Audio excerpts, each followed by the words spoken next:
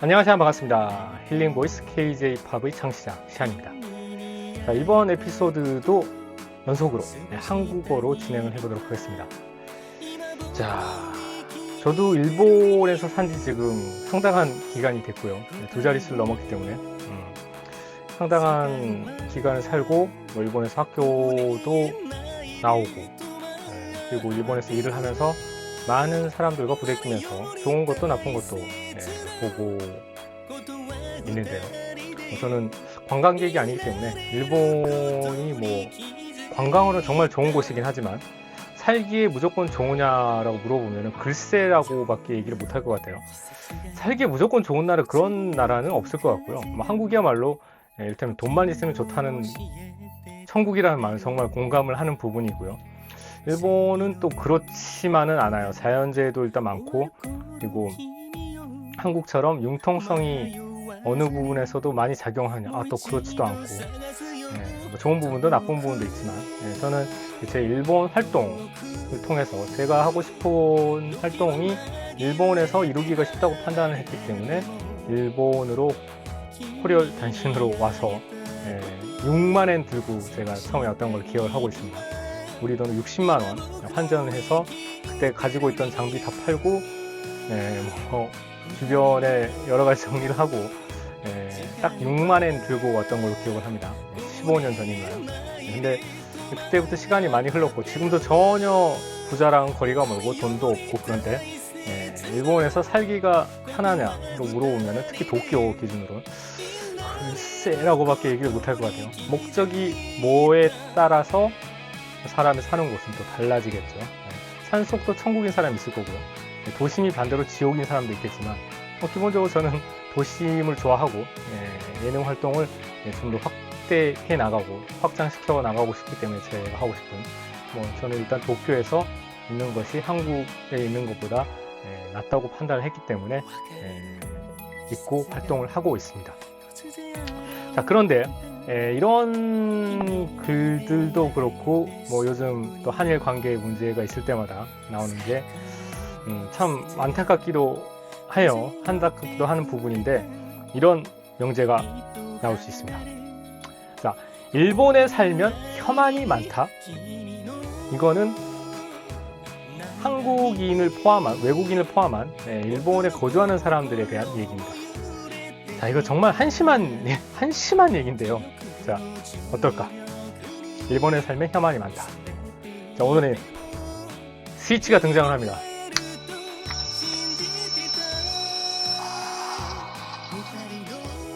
자, 이게 등장했다는 것은 심각하게 아니라는 말이라고 볼 수 있습니다. 자, 최근에 유튜버 허위사실을 유포해서 한국의 이미지를 나쁘게 만들고 사람들의 불안을 조성한 유튜버가 수사를 받기 시작하고 구속이 됐나요 지금? 거기까지는 제가 확인을 못했는데 나왔습니다. 한국인인데 숙일 활동을 하고요. 일본은 무조건 좋고 한국은 무조건 나쁘고, 한국 사람들이 많이 납치를 당하고 한국은 매우 살기가 안 좋은 곳이고 위험하니까 한국에 오지도 말고 일본은 무조건 좋고, 참 정신적으로 제가 봤을 때는 한심한 사람 같아요. 자기 나라 사람을 욕해서 일본 사람들도 좋아하지 않아요. 한국 사람도 마찬가지죠.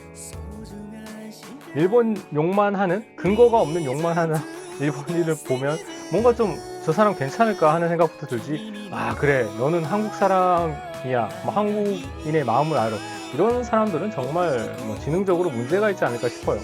자기가 태어난 곳, 자란 곳을 욕하는 것은 결코 좋아 보이지가 않고요. 세계 어디든 문제가 있는 부분을 지적하고 개선하려는 건 정말 멋진 일이고 현명한 일이지만, 그렇지 않은 근거 없는 유언비어에 단순히 유튜브에서 자극적인 콘텐츠로 재생수를 늘리는 것만 생각하는, 그래서 유튜버가 이제 나쁜 이미지도 있죠. 저는 유튜버는 또 아니기 때문에 유튜브를 하고 있지만 그래서 오해를 하실 수 있는 분들도 많습니다. 사실 생각을 하면.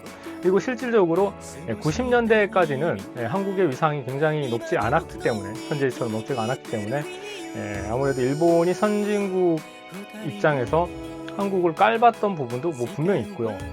경제적인 분야 너무나 차이가 났기 때문에 문화적인 부분도 일본 거 엄청나게 베꼈었죠. 한국에서. 뭐 음식에서부터 과자, 음악, 뭐 음악 정말 처참해요. 제가 뭐 특집을 한번 할 수 있으면 좋을 것 같은데 한국 음악이 일본 표절한 시절은 진짜 처참합니다. 그 정도로 활동이 있었지만 지금은 전혀 다릅니다. 지금에서는 오히려 일본에서도 한국 음악 표절하는 경우가, 이거 별도의 에피소드를 한번 할 예정인데 일어나고 있고요. 그리고 뭐 일본의 지금 20대, 30대들은 한국에 대해서 거부감이 없어요. 이미 한국 문화나 음식, 문화 전반이 일본 생활이 되어 있기 때문에 뭐 김치 싫어하는 일본이 최근에 본 적이 없습니다. 김치도 한국식 김치, 그리고 맵고 그 젓갈을 넣어서 한국적으로 맛을 만든 김치가 굉장히 잘 팔리고 비싸도 많이 팔리고 있어요. 그리고 뭐 한국 음식은 일단 건강에 좋고 맛있다라는 인식이 굉장히 강하고요. 연령에 상관이 없이 한국을 좋아하는 분들 굉장히 많고, 뭐 K-팝은 옛날에 90년, 2000년 초반까지만 하더라도 매니아들이 있던 그런 음악이었는데 현재는 뭐 누구나 다 일상적으로 듣고 있고, J-팝 중에서도 K-팝 컨셉으로 나오는 아이돌들이나 음악도 이거 K-팝 아니야? 한국 댄스 음악 같은데 하는 음악들도 굉장히 많아요.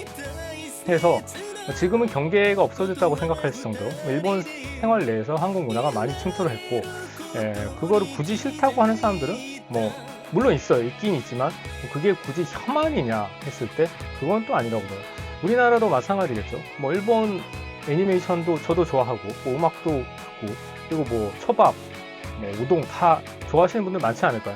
대신 뭐 그걸 좋아한다고 해서 무조건 일본을 충일 활동하는 것도 아니고, 일본 문화에 대해서 반대로 그걸 안 먹는다고 해서 나 일식 별로 안 좋아해 한다고 해서 뭐 일본을 반일 활동을 하는 것도 아니잖아요. 혐일 활동을 하는 것도 아니고, 그래서 그런 것과 똑같은 이치로 뭐 좋아하는 사람이 있으면 나쁜 사람이 있지만 90년도와 비교해서 확실히 달라진 것은 일본인들 전체가 한국 문화에 대해서 매우 긍정적으로 바뀌었다는 것이 2020년대의 영향은 뭐 확실하지 않을까 싶습니다. 일본 TV를 보면 매일같이 한국 음식 특집이나 뭔가 나오고, 뭐 한국 여행 특집도 굉장히 많고요. 뭐 그래서 저도 이제 일본에 살면서 굉장히 기분이 좋고 활동하기 편한 부분도 많은 건 사실입니다. 자, 그래서 일본에서 살면은 혐한이 많다는 건 정말 근거가 없는 소리고요. 그 유튜버 같은 경우에도 뭐 일본에 유학은 했던지 뭐 거주는 했던 것 같아요. 하지만 뭐 거주를 잠깐 했다고 해서 그런 그 혐한이 된다는 거는 말도 안 되고, 그 사람은 뭐 국적 한국인이죠.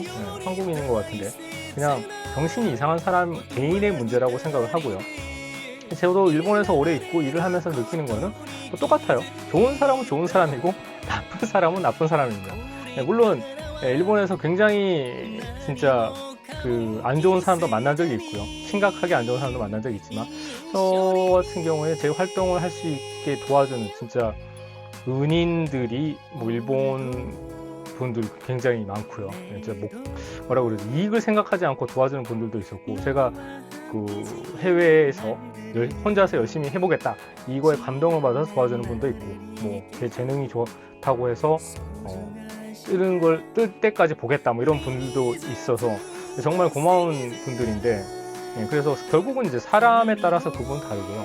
일본에서 거주한다고 해서 혐한이라는 것은 정말 근거가 없는 소리라고 생각할 수 있습니다. 대신 제가 좀 느끼는 거는 이 우려들이 그냥 나온 얘기는 아닐 거예요. 지난번 윤석열 이제 탄핵 때 보면은 약간 정치적인 얘기가 되는데, 이제 일본 내에서도 교회들이 많은데 그 교회들이 한국계 교회들이 굉장히 많거든요. 이상하게 한국계 교회 분들은 윤석열이나 이거에 솔직히 얘기하면은 그 기득권 세력이죠. 뭐 한나라당, 과거 한나라당, 그리고 지금 국민의힘을 지지를 하면서 민주당 쪽을 이상하게 싫어하시는 분들이 많은 것 같아요. 저는 당론주의자도 아니고 특정한 정치인 지지자도 아니고 결과만, 정책과 행정만 보고 이제 뭐 정치에 그렇게까지 관심이 있는 사람이 아니기 때문에 문화를 중심으로 많이 지원을 하는 대통령을 좋아하는 편입니다. 과거 문재인 대통령도 문화에 굉장히 많은 지원을 했고요. 그 다음에 노무현 대통령이야말로 뭐 문화의 초석을 이뤘죠. 스크린 코토제도 폐지하고. 문화를 제일 먼저 제일 많이 지원했던 초기의 대통령 바로 김대중 대통령이었죠. 뭐 하나같이 전부 다 민주 정권, 민주당 쪽에 가까운 민주당 후보들이었습니다. 대통령이었고. 근데 반대로 한나라당 쪽 대통령이 됐을 때, 국민의힘 쪽 대통령이 됐을 때 문화 쪽에 지원을 한 대통령은 단 한 명도 없어요. 뭐 시장에서부터 마찬가지고, 과거 박원순 시장이 서울 시내 문화 지원을 엄청나게 많이 한 부분이 있거든요. 거리 공연도 그렇고 문화인 지원에서부터 그렇고. 근데 뭐 오세훈 시장이 돼서 문화인 지원 대체 뭐를 했나 해서부터 했던 거 없애는 거가 더 많죠. 그래서 그런 부분을 보면은 뭐 문화인으로서는 당연히 민주 쪽 진영을 지원 지지하기 쉬운 뭐 그런 결과를 가지고, 그리고 뭐 이제 뭐 사회적인 불합리함이나 뭐 그 여러 가지 문제를 떠나서 그 부분만 놓고 보면 그렇습니다.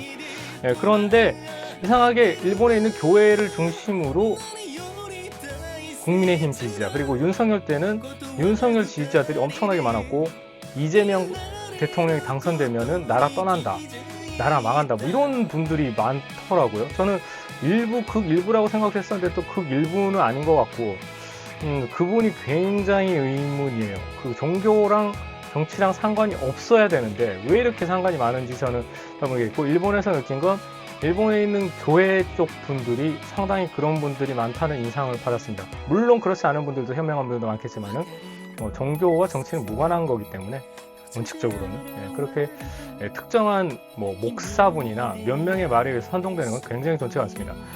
그래서 그런 인상을 확실히 받을 수 있습니다. 근데 이제 뭐 일본에 있는 분들이 해외에 있다고 해서 해외 어느 나라 이번에 정말 감동을 했던 데서 뉴스를 보고 유튜브에 이제 그 기사에 이제 어느 때보다 재외국민 투표율이 높다 뭐 이런 기사를 보면 여러 가지 글이 달렸는데, 뭐 유럽 쪽에는 저는 이제 운이 좋아서 도쿄에서 가까운 거리에 투표 이제 그 영사관이 있기 때문에 영사관에서 살 수 있고, 뭐 다른 3군데 정도에 살 수가 있거든요. 도쿄 같은 거 3-4군데에서. 이제 유럽 쪽에 거주하는 한국 재외 국민분 같은 경우에는 비행기를 타서 가야 되는 경우도 있고, 그리고 유럽 일부 국가에서는 없기 때문에 한국 영사관이, 그럴 경우에는 뭐 프랑스까지 날아가서 투표를 하고 왔다 뭐 이런 분들도 계셔서 역시 한국인들이 엄청나구나, 정치에 대한 관심도와 애국심이.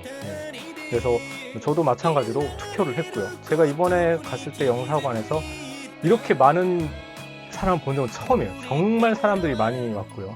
그래서 투표율도 높았다는 기사가 떴습니다. 그래서 이제 해외에 산다고 해서 뭐 나라가 망하길 바라든지 혐한을 한다든지 하는 그런 경우는 거의 없고, 아까 말씀드렸던 교회 분들 얘기도 이제 다른 잘못된 자료나 다른 의견을 가지고 그런 말을 하겠지만 한국이 망하길 좋다든지 뭐 이런 걸 바라는 건 아니라고 저는 생각을 하거든요. 그래서 해외에서 거주를 한다는 것은 제일 뭐 거주한다고 해서, 특히 일본에서 거주한다고 해서 혐한이 많다는 것은 정말 근거 없는 낭설이라고 볼 수 있습니다. 자, 오히려 차별 등을 받고 애국심을 갖게 되는 경우가 훨씬 많겠죠, 반대로. 그래서 저는 이제 뭐 해외 동포라고 하기도 그렇고, 저는 외국인도 아니고요. 한국 사람이 해외에서 장기 체류를 하고 있는 경우이기 때문에 뭐 국적도 한국이고, 근데 뭐 60세 이후로 이제 최근에 뉴스에서 이중국적을 허용한다는 말을 봐서, 이중국적을 가지면 일본에서 활동이 더 용이할 수 있는 점이 크기 때문에 그 점은 좀 생각을 하고 있습니다. 대신 뭐 국적을 바꿀 생각은 기본적으로 없고요. 뭐 압도적으로 유리한 게 있으면 생각을 해볼 수도 있겠죠. 근데 뭐 저는 군대도 갔다 왔고, 뭐 이모는 한국에 대한 의문을 다 하고 있기 때문에 하고 있기 때문에 뭐 다른 생각은 없지만, 뭐 애국심이 넘치는 것도 아니고요. 반대로 뭐 해외에 있다고 해서 한국에 대해서 혐한을 한다든지 그런 거 있을 수가 없습니다. 자, 국가는 자기 부모나 마찬가지죠.